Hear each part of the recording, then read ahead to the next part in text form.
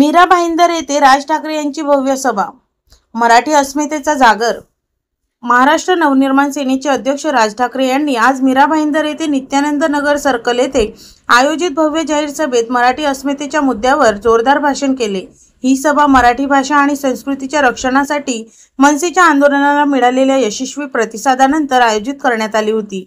या सभेला हजारोंच्या संख्येने मराठी भाषिकांची हजेरी लावली, तर शिवसेना उद्धव बाळासाहेब ठाकरे गटानेही याला पाठिंबा दर्शवला। सभास्थळी ढोल ताशांच्या गजरात राज ठाकरे यांचे जंगी स्वागत करण्यात आले। राज ठाकरे यांनी आपल्या नेहमीच्या आक्रमक शैलीत मराठी अस्मितेच्या मुद्द्यावर जोरदार भाषण केले।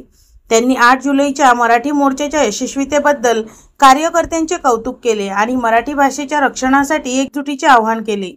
मराठी बोलणार नाही, मराठी शिकणार नाही अशी मुजोरी कोणालाही खपवून घेतली जाणार नाही। मराठी माणसाने आपली अस्मिता जपली पाहिजे असे ठाकरे म्हणाले। त्यांनी पोलीस प्रशासनावरही टीका केली, ज्यांनी मराठी मोर्चाला प्रथम परवानगी नाकारली होती।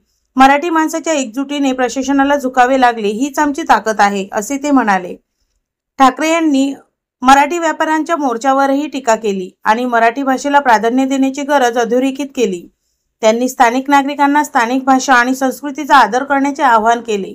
याशिवाय त्यांनी महाराष्ट्रातील राजकीय परिस्थितीवरही भाष्य केले आणि मनसेच्या भविष्यातील रणनीती स्पष्ट केली।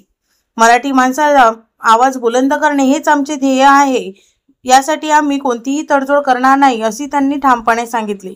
मी प्राजक्ता तायडे, दैनिक हॅलो बातमीदार, जळगाव।